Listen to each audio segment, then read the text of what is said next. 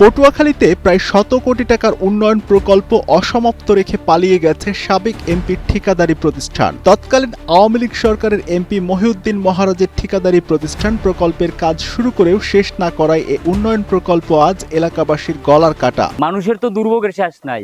এবার এদেশে যারা আছে এই এক নম্বরে প্রতিবন্ধী, হ্যাঁ তো মনে করেন বাসা দিয়ে বেরোতে পারে না। আর এই ভোগের মধ্যে আমরা এখন আছি। কন্ট্রাক্টরের তো কোনো খবর নাই। মনে করেন যারা আছে সিনিয়র পারসন এলজিডি অফিসে গেছে, এরা কোনো উদ্যোগ নেয় না। আমরা কি করতে পারি এটা বলেন। ২০২১ থেকে ২০২৪ অর্থ বছরে এডিপির আওতায় এলজিইডি ২৩টি প্রকল্প হাতে নেয়। এতে ব্যয় ধরা হয় ৯৩ কোটি ২১ লাখ টাকা। প্রকল্পগুলো বাস্তবায়নে কাজ পায় সাবেক এমপি মহিউদ্দিন মহারাজের প্রতিষ্ঠান ইফতি ইটিসিএল প্রাইভেট লিমিটেড। আওয়ামী লীগ সরকার পতনের পর গা ঢাকা দেয় মহিউদ্দিন মহারাজ। এতে বন্ধ হয়ে যায় প্রকল্পগুলোর কাজ। গত এক বছরের বেশি সময় ধরে প্রকল্পের কাজ বন্ধ থাকায় সীমাহীন দুর্ভোগে পড়েছে এলাকার মানুষ। রাস্তার কারণে দুর্ভোগ হইতেছে, শুধু চলাফেরাই নয়, সরকার পতনের পরে যারা কাজ করতে তারা পলাইছে। এখানে এলাকার মানুষ বাজার করতে যাইতে পারতেছে না। একটা রোগী যদি অসুস্থ হয়, কোলে করে নেওয়া ছাড়া কোনো উপায় নেই। কোনো রিক্সা ঢোকে না, কোনো গাড়ি ঢোকে না, কিছু ঢোকে না। সন্ধ্যার পরে কি মানুষের কি এখানে কিছু থাকে না। এবং এই যে বাতি আছে, বাতি দেখেন, বাতিও থাকে না, কেউ আসে না। পৌরসভার কোনো লোকজনও আসে না, এবং এই যে প্রশাসনের কোনো লোকজন এখানে আসে না। এটা পৌরসভার ১ নং ওয়ার্ড, পটুয়াখালীর পৌরসভার ১ নং ওয়ার্ডে কোনো সুযোগ সুবিধা টাউন বহাল কাছে কোনো সুযোগ সুবিধা এখানে পৌরসভার পাচ্ছে না মানুষ।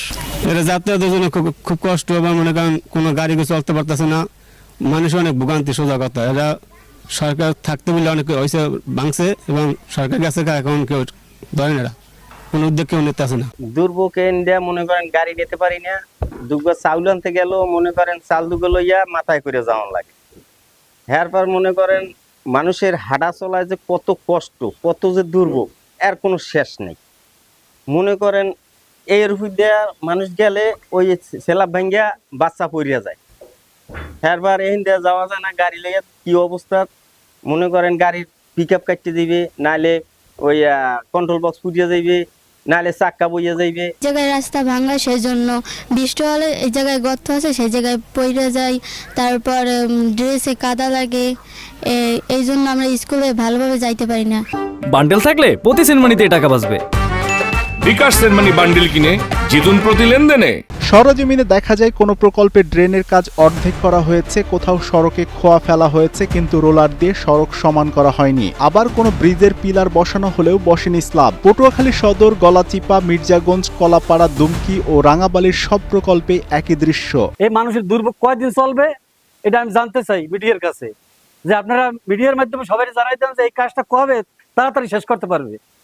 এখান থেকে গরুবাদ পর্যন্ত একই হাল, একই চিত্র। আপনি যেখানে যাবেন সেখানে দেখবেন খারাখন্দ। এ ব্যাপারে এলজিইডির দাবি, দুটি প্রকল্প ১০০% সম্পন্ন, আর বাকিগুলোর কাজ ৬০ থেকে ৭০% শেষ হয়েছে। ২৫টা কন্ট্রাক্ট আছে ইফতিসিএল নামে। এটা ৩-৪টা প্রকল্প মিলে প্রায় ৬১ কোটি টাকার কাছাকাছি। ইফতিসিএল লাইসেন্স, সেটা পিরোজপুর জেলার একজন এমপি মহোদয় ছিল, তার নামে কাজ। সরকার কর্তৃক তার অ্যাকাউন্ট ফ্রিজ করা আছে।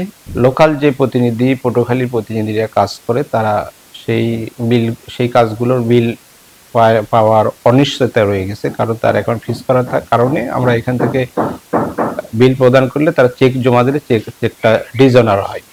এই কারণে কাজগুলো সব বন্ধ রাখছে। তো এইটা নিয়ে আমরা চিফ ইঞ্জিনিয়ার মহোদয়ের কাছে আমরা লিখেছি। এটার উপরে থেকে কোনো সিদ্ধান্ত আসলে আমরা তড়িৎ গতিতে এটা কাজ বাতিল করে পুনরায় আবার রিটেন্ডারে যাব। অভিযোগ আছে, আওয়ামী লীগ সরকারের আমলে এমপি মহিউদ্দিন মহারাজের পরিবার ৬টি ঠিকাদারি লাইসেন্সের বিপরীতে স্থানীয় সরকার প্রকৌশল অধিদপ্তরে একচেটিয়া রাজত্ব কায়েম করেছিল। মহারাজের ছোট ভাই ভান্ডারিয়া উপজেলা পরিষদ চেয়ারম্যান মিরাজুল নিয়ন্ত্রণ করতেন এই সিন্ডিকেট। এলজিইডিতে মিরাজ মহারাজ সিন্ডিকেট নামে পরিচিত ছিলেন তারা। উন্নয়ন প্রকল্পের কাজ না করে কয়েক হাজার কোটি টাকা তুলে নেওয়ার অভিযোগ রয়েছে এই দুই ভাইয়ের বিরুদ্ধে। এই অভিযোগে দুদক মহারাজ, মিরাজ সহ তাদের পরিবারের ৪ জনের বিরুদ্ধে করেছে ৮টি মামলা। জব্দ করা হয়েছে তাদের ব্যাংক হিসাব।